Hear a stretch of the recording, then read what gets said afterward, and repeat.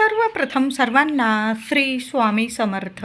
स्वामी महाराजांच्या कृपेने तुमच्या सर्व चांगल्या इच्छा पूर्ण होत ही स्वामींचरणी प्रार्थना करते आणि आजच्या व्हिडिओला सुरुवात करते. उद्या अधिक ज्येष्ठ अमावस्या आलेली आहे, म्हणजे सोमवती अमावस्या आलेली आहे.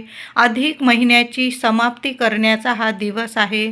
खूप मोठी अमावस्या आहे. सर्वांनी सेवा आवर्जून करायची आहे आणि काही उपायसुद्धा आपल्याला या अमावस्येला करायचे आहे, जेणेकरून आपल्या घरातली, आपल्या आयुष्यातील जी नकारात्मकता असेल ती नष्ट होईल आणि आपल्या प्रगतीतील अडथळे दूर होऊन आपल्या मुलांची, आपली भरभरून प्रगती होईल.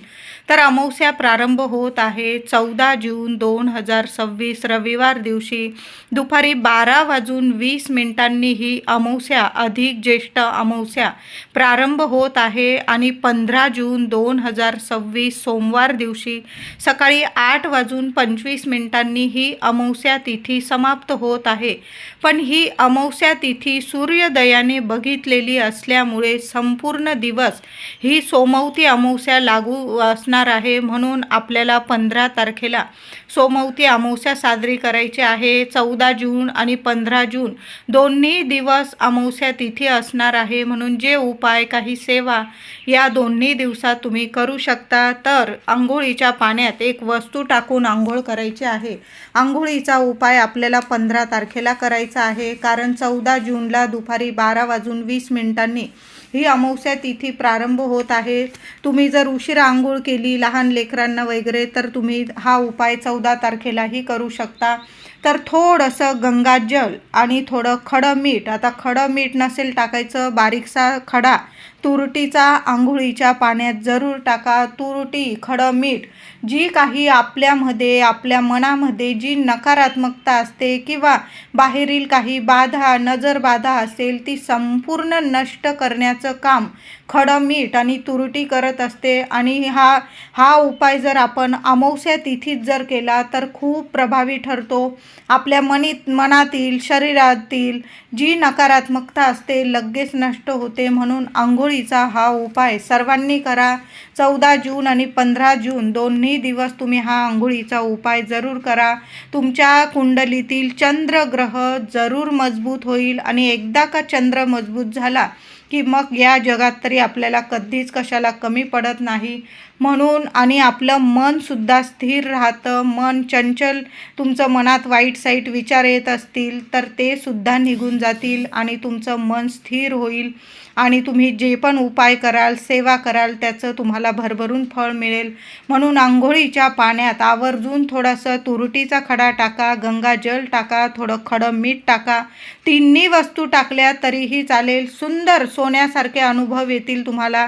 कुणाची नजरबाधा लागलेली असेल लगेच नष्ट होईल आणि तुमच्या प्रगतीतील अडथळे दूर होऊन भरभरून प्रगती व्हायला सुरुवात होईल. तुम्ही व्यवसाय करत असाल, नोकरी, जे पण काम कराल त्याला, कष्टाला तुम्हाला भरभरून फळ मिळेल. लहान लेकरांना सुद्धा हा उपाय आवर्जून करायचा आहे. महिलांनो, हा आंघोळीचा उपाय सर्वांनी करा. घरातल्या कुटुंबातील सर्वांना आंघोळीच्या पाण्यात या वस्तू टाकून आंघोळ करायला लावायची आहे. आंघोळीनंतर उंबरठ्यावर हळदीचं लेपन जरूर करा. महिलांनो, मोठी अमावस्या आहे. आपण उंबरठ्यावर हळदीचं लेपन करताना त्यात थोडंसं गोमूत्र, गंगाजल, गुलाबजल या गोष्टी टाकू शकता.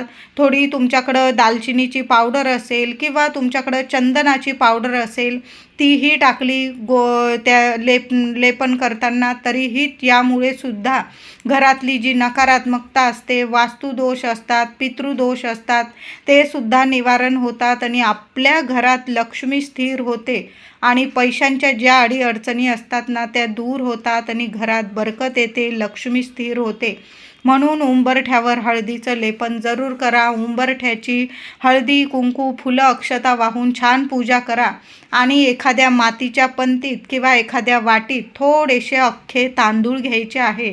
तांदूळ घेताना अख्खेच घ्यायचे आहे आणि तुमच्या उंबरठ्यावर एका साईडला जिथं कुणाचा पाय लागणार नाही तिथं ते तांदूळ आणि त्यावर 2 कापराच्या वड्या, 2 लवंग असं ठेवून द्यायचं आहे. सकाळीच ठेवून द्या. तुम्ही हा उपाय 15 तारखेला करायचा आहे. 15 तारखेला सकाळी अंघोळीनंतर हा उपाय करा. हळदीचं लेपन करा उंबरठ्यावर आणि उंबरठ्यावरच एका साईडला मातीची पंती घेतली चालेल. त्यात थोडेसे तांदूळ ठेवा, 2 कापूर वडी ठेवा त्यावर आणि 2 लवंग ठेवा. दिवसभर राहू द्यायचं आहे आणि संध्याकाळी दिवे लागणीला तो कापूर त्या तांदळावर जाळून टाकायचा आहे. उंबरठ्यावरच येण्या जाण्याच्या रस्त्यात घ्या तो कापूर आणि जाळून टाकायचा आहे. दोन्ही हात उंबरठ्याला लावा. माता लक्ष्मीला तुम्हाला जी इच्छा असेल ती बोला. घरातली नकारात्मकता दूर होऊ दे, माझ्या घरातलं दुःख दारिद्र्य दूर होऊ दे, माझ्या लेकराबाळांची कुटुंबाची भरभरून प्रगती होऊ दे, लक्ष्मीनारायणांची कृपा राहू दे. तुम्हाला जी इच्छा असेल ती बोला. मी उदाहरण सांगितलेलं आहे. अशा पद्धतीने उंबरठ्यावर सकाळीच एका मातीच्या पंतीत या वस्तू ठेवा आणि संध्याकाळी दिवे लागणीला या वस्तू जाळून टाकायच्या आहे. जास्त कापूर जाळता आला तुम्हाला जाळा. अजून 2-4 लवंग जाळता आल्या उंबरठ्यावर जाळा. चांगले अनुभव येतील तुम्हाला. सुंदर सोन्यासारखे अनुभव येतील. त्याचबरोबर महिलांनो, तुम्हाला जर कर्पूर होम करायचा असेल तर संध्याकाळी 15 तारखेला संध्याकाळी किंवा 14 तारखेला संध्याकाळी तुम्ही दोन्ही दिवस कर्पूर होम तुम्हाला जेव्हा जमेल ना तेव्हा करू शकता. एक नारळ घ्यायचा आहे. चांगला नारळ घ्या आणि तो एखाद्या ताटलीत वगैरे ठेवून घ्यायचा आहे, म्हणजे चटका वगैरे तुम्हाला लागणार नाही.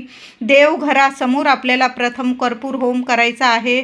7 कापराचे तुकडे घेऊन घ्यायचे आहे आणि तो कापूर एक एक करून तो नारळावर जाळायचा आहे. प्रथम देवांना तो कर्पूर होम दाखवायचा आहे. नंतर संपूर्ण घरात तो कर्पूर होम फिरवायचा आहे. यामुळे सुद्धा घराची नजरबाधा उतरून जाते. लगेच कुणाचीच कधी आपल्या घराला, दाराला, आपल्या प्रगतीला, आपल्या लक्ष्मीला, मुलांना कधीच कुणाची नजरबाधा, इडापिडा लागत नाही. म्हणून असा दर अमावस्येला कर्पूर होम करू शकता. फक्त तुम्हाला एक नारळ लागेल. एखाद्या ताटलीत वगैरे ठेवून घ्या, म्हणजे तुम्हाला चटका वगैरे लागणार नाही. तुम्ही नेहमी करत असाल, हातात नारळ पकडत असाल तर तुम्ही तसंही करू शकता. प्रथम करत असाल तर एखाद्या भांड्यावर तो नारळ नीट ठेवून द्या, म्हणजे हलणार वगैरे नाही. आणि त्यावर तुम्हाला एक एक कापराचा तुकडा जाळायचा आहे. आता नारळाला लगेच तडा वगैरे गेला तो वाहत्या पाण्यात विसर्जित करू शकता. नाही तडा गेला, चांगला आहे नारळ, नंतर तो तुम्ही पौर्णिमेला पुन्हा अमावस्येला तोच नारळ कर्पूर होम करण्यासाठी वापरू शकता. 14 आणि 15 तारखेला दोन्ही दिवस अमावस्या आलेली आहे. दोन्ही दिवस अधिक महिन्याची सांगता करण्याचे ते दिवस आहे. आपण जी सेवा केलेली आहे त्याचं उद्यापन कसं करायचं, तर तुम्ही दानधर्म करू शकता. महादेवांच्या मंदिरात जाऊन आवर्जून सर्वांनी अभिषेक करायचा आहे. दुधाने करा, पंचामृताने करा, उसाच्या रसाने करा किंवा साध्या पाण्याने सुद्धा महादेव इतके प्रसन्न होतात की आपल्याला भरभरून झोळी भरून देतात. म्हणून सोमवती अमावस्येला तुम्हाला काही करता आलं तर नक्की उपाय करा. नाही जमलं, फक्त लोटाभर तांब्याभर पाणी घेऊन जा. महादेवांच्या शिवपिंडीवर अभिषेक करा, बेल फूल अर्पण करा आणि एक दिवा प्रत्येक आईने महादेवांच्या मंदिरात एक दिवा लावून यायचा आहे. तुपाचा लावला तर अतिशय उत्तम. गाईच्या तुपाचा दिवा आवर्जून महादेवांसमोर लावा. कापूर घेऊन जा. कापूर आरती करता आली महादेवांच्या मंदिरात आवर्जून करा. तुम्हाला महादेवांना नैवेद्यात तुम्हाला दूध, साखर, खडी साखर, गूळ किंवा वेगवेगळी फळं नैवेद्यात तुम्ही ठेवू शकतात महादेवांच्या मंदिरात. एखादा नारळ, श्रीफळ तुम्हाला सोमवती अमावस्येला महादेवांच्या चरणी अर्पण करता आला शिवपिंडीजवळ तर जरूर अर्पण करा. सोमवती अमावस्येला चुकून सुद्धा नारळ कुणीच फोडू नका. अमावस्या आहे आणि आपण घरावरून नारळ ओवाळत आहोत, उतरवून टाकत आहोत. तुम्हाला उतारा करायचा असेल करा. अमावस्या तिथी अशी असते की आपल्या घराची, मुलाबाळांची इडापिडा उतरवण्याचाच दिवस असतो. पण तुम्हाला नारळ उतरवून टाकायचा असेल तर तो तुम्हाला रविवारी 14 तारखेला उतरवून टाकायचा आहे. कुणीच 15 तारखेला नारळ सोमवारी फोडू नका, नाही तर मग उलटे परिणाम होतील. तर आपल्याला नारळ ओवाळायचा असेल तुम्हाला घरावरून, तर 14 तारखेला 12:30 वाजता दुपारी अमावस्या प्रारंभ होत आहे. दुपारपासून अगदी रात्रीच्या 12 वाजेच्या आत तुम्ही घरावरून नारळ उतरवू शकता. तर घरावरून नारळ उतरवताना चांगला पाणीदार नारळ घ्यायचा आहे. लहान घ्या, मोठा घ्या, तुमच्यावर आहे. महिला किंवा पुरुष दादा कुणीही हा उपाय आपल्या घरासाठी आपणच उपाय करायचा आहे. तर घराबाहेर जायचं आहे, दोन्ही हातात तो नारळ पकडायचा आहे. शेंडी आपल्या घराकडे आली पाहिजे अशा पद्धतीने वरच्या चौकटीपासून खालच्या उंबरठ्यापर्यंत नीट 7 वेळा हा तो नारळ ओवाळून घ्यायचा आहे घड्याळाच्या दिशेने. श्री स्वामी समर्थ, श्री स्वामी समर्थ. तुम्हाला जो मंत्र जप करता येतो तो मंत्र जपायचा आहे. तुमच्या मनातील इच्छा बोला. तुमच्या घराविषयी, मुलांविषयी समस्या असतील, काही इडापिडा असेल, कुणाची नजरबाधा लागलेली असेल, प्रगतीतील अडचणी असतील, तुमच्या अडचणी बोलून घ्यायच्या आहे आणि नारळ ओवाळून घ्यायचा आहे. 14 तारखेलाच हा उपाय करायचा आहे नारळाचा तुम्हाला.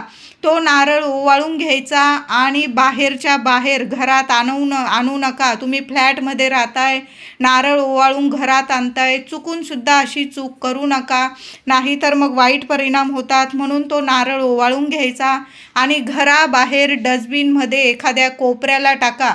कृपया मोठी अमावस्या आहे, कुणीच नारळ वगैरे उतारे वगैरे केलेले कोणाच्या पायाशी येईल अशा पद्धतीने टाकू नका. तुम्ही करा उतारे, ओवाळून वगैरे टाका वस्तू, पण कोपऱ्याला टाका. लेकरं बाळं येता, आपण ये जाय करतो. कुणाची इडापिडा म्हणजे आपली इडापिडा कुणाला देऊन कधीच इडापिडा उतरत नसते. नारळ वगैरे ओवाळून टाकतात, 4 रस्त्यावर वगैरे टाका, पण एखाद्या कोपऱ्याला टाका, डस्टबिनमध्ये टाका, एखाद्या झाडाखाली टाका. चिमणं पाखरं खाता, त्यांचं पोट भरतं आणि तुमची इडापिडासुद्धा लगेच नष्ट होते. म्हणून उतारे करायचे तर कोपऱ्याला टाकून द्यायचे आहे त्या वस्तू. कुणाच्या पायाशी येणार नाही याची सर्वांनी नक्की काळजी घ्यायची आहे. तर अशा पद्धतीने तुम्ही नारळ 14 तारखेला नक्की ओवाळून टाकू शकता आणि 15 तारखेला तुम्ही 1 नारळ महादेवांच्या चरणी जरूर अर्पण करायचा आहे. अधिक सोमवती अमावस्येला कुणाला दान धर्म करता आला तर आवर्जून करा. मंदिरांमध्ये तुम्ही कोरडा शिदासुद्धा दान करू शकता. म्हणजे डाळ, गूळ, तांदूळ, पीठ, मीठ हे सर्व घ्यायचं. कोरडी शिदा घ्यायची, तूप घ्यायचं आहे तुम्हाला. जेवढं अन्न आपल्याला लागतं शिजवण्यासाठी तेवढं कोरडं अन्न घ्यायचं आहे तुम्हाला. एखाद्या पिशवीत वगैरे भरून घ्यायचं आहे नीट सर्व अन्नधान्य आणि तुम्हाला मंदिरात जाऊन दान करायचं आहे. कुठलंही मंदिर असू दे, गणपती बाप्पाचं, देवी आईचं, महादेवांचं, माय माऊलीचं, स्वामींचं, जे पण मंदिर असेल, लक्ष्मीनारायणांचं, तिथं असा कोरडा शिदा आवर्जून दान करा. तिथे ब्राह्मण असेल त्यांनासुद्धा तुम्ही कोरडा शिदा दान करू शकता. एखादा गरीब व्यक्ती असेल त्यालासुद्धा तुम्ही कोरडा शिदा दान करू शकता. या दिवशी सर्वांनी गाईला ताजी चपाती, तूप, गूळ लावून जरूर खाऊ घाला. बघा, गाय मिळेल, शोधा. अधिक महिन्याचं संपूर्ण तुम्हाला पुण्यफळ मिळणार आहे. म्हणून गाईला पुरणाची पोळी खाऊ घालता आली तर सोन्याहून पिवळं एखादी पुरणाची पोळी तुम्ही बनवा किंवा विकत घ्या. पण अधिक महिन्याच्या समाप्तीला, सोमवती अमावस्येला, अधिक अमावस्येला गाईला आवर्जून हा नैवेद्य खाऊ घालायचा आहे. तो म्हणजे पुरणाची पोळी किंवा ताजी चपाती. आणि आता अमावस्या तिथी म्हटलं की पितृदेवांची सेवा ही आलीच. तर काय करायचं आहे महिलांनो, तुम्ही हा उपाय 14 तारखेलाही करू शकता किंवा 15 तारखेलाही करू शकता. दोन्ही दिवस अमावस्या तिथी आहे. तर काय करायचं आहे, थोडासा भात शिजवून घ्यायचा आहे. गोळाभर भात घ्या, त्यावर दही टाका, चांगलं ताजं दही टाका, चिमूटभर साखर टाका आणि घराबाहेर कावळ्याला हा दही भाताचा नैवेद्य घास ठेवायचा आहे. एखाद्या कोपऱ्याला ठेवून द्या जिथं चिमणी, कावळे, पक्षी येतात. ठेवायचा आहे घास आणि तुमच्या पितृदेवांना तुम्हाला नमस्कार करून प्रार्थना करायची आहे. तुमच्या मनातील इच्छा बोला आणि नमस्कार करून घरी यायचं आहे. मागे वळून बघू नका. चिमणी खातंय, पाखरं खातंय, कबूतर खातंय, तुम्ही तुमचं कर्तव्य केलं आहे. अमावस्या तिथीत घासातला घास आपल्या पितृदेवांसाठी जो व्यक्ती काढून ठेवतो ना, त्या व्यक्तीला कधीच कुठला पितृदोष लागत नाही आणि पितृदोषाच्या अडीअडचणी त्याच्या आयुष्यात, त्याच्या मुलांच्या आयुष्यात येत नाही. म्हणून दर अमावस्येला थोडा का होईना दही, भात, साखर आपल्या पितृदेवांच्या नावाने घराबाहेर कावळ्याला जरूर खाऊ घालायचा आहे. त्याचबरोबर या दिवशी सोमवती अमावस्येला दुसरा दही भाताचा उपाय करायचा आहे महिलांनो. तर काय करायचं, थोडासा दही, भात, साखर एखाद्या वाटीत, पत्रावळीत, कागदावर घ्यायचा आहे आणि तो दही भात आपल्या घराच्या मुख्य सेंटरला म्हणजे मध्यभागी हॉलमध्ये वगैरे, आता लहान लेकरं आहे एखाद्या कोपऱ्याला ठेवू शकता.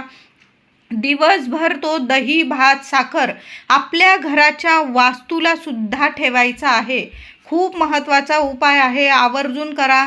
बघा, घरात काही ना काही भांडण, तंटे, कटकटी होत असतील, वास्तुदोष असेल, पितृदोष असेल, काही ना काही अडीअडचणी येत आहे, तुमचे कामं होताना अडीअडचणी येत आहे, कामं व्हायला लागलेली आहे, पण अचानक कामात काही ना काही अडथळे येतात, प्रगतीत खूप अडीअडचणी येत आहे. तर असा दही, भात, साखर सोमवती अमावस्येला आपल्या घराच्या मध्यभागी ठेवा किंवा एखाद्या कोपऱ्याला ठेवा. दिवसभर राहू द्यायचा आहे आणि अगदी संध्याकाळ झाली की तो दही, भात, साखर घेऊन आपल्या घराबाहेर जायचं आहे आणि एखाद्या कोपऱ्याला, जिथं चिमणी पाखरं खाऊन घेतील, एखाद्या कोपऱ्याला टाकून द्या. एखाद्या झाडाखाली ठेवून दिला चालेल, चिमणी पाखरं खाऊन जातील आणि तुमच्या घराची इडा पिडा, दुःख, दारिद्र्य सर्व निवारण होईल. कुणाची नजरबाधा लागलेली असेल संपूर्ण नष्ट होईल आणि जोरदार प्रगती व्हायला सुरुवात होईल. म्हणून हे दही भाताचे दोन्हीच्या दोन्ही उपाय आवर्जून करा महिलांनो. जास्त काही लागणार नाही, फक्त तुम्हाला दही, भात, साखर लागणार आहे. उपाय करून बघा, मुलांचा भाग्योदय होईल आणि प्रत्येक तुमची म्हणजे जी अडीअडचण असेल ती सुद्धा संपून जाईल आणि प्रत्येक कामात तुम्हाला, मुलांना यश मिळायला लागेल. सोमवती अमावस्येला संध्याकाळी एक चौमुखी दिवा आपल्या मुलांसाठी, कुटुंबासाठी महिलांनो आवर्जून लावा. तर मातीची पंती घेऊ शकता किंवा कणकेचा दिवा चौमुखी बनवून घ्या आणि त्यात तेल टाकायचं आहे. तुम्हाला दुहेरी वाती बनवा 4 आणि चौमुखी दिवा तयार करून घ्या. एखाद्या ताटलीत वगैरे ठेवा. दिव्याची हळद कुंकू वाहून पूजा करा आणि तो दिवा आपल्या मुख्य दाराशी लावायचा आहे. हे 30 दिवे दीपदान केल्याचं तुम्हाला पुण्य फळ मिळणार आहे. कुठंही जायची गरज नाही. आपल्या मुख्य दाराशी सोमवती अमावस्येला असा एक दिवा आवर्जून लावा. तुम्ही हा उपाय 14 तारखेलाही करू शकता. नाही जमलं 15 तारखेला सोमवती अमावस्या, सोमवारी अमावस्या आलेली आहे, त्या दिवशी संध्याकाळी मुख्य दाराशी दिवे लागणीला एक चौमुखी दिवा जरूर लावा. दिवा शांत झाल्यानंतर एखाद्या कोपऱ्याला टाकून द्या किंवा विसर्जनात वगैरे निर्माल्यात टाकून दिला चालेल. तो दान केलेला आहे. दिवा घरात घेऊन पुन्हा वापरात घेऊ नका.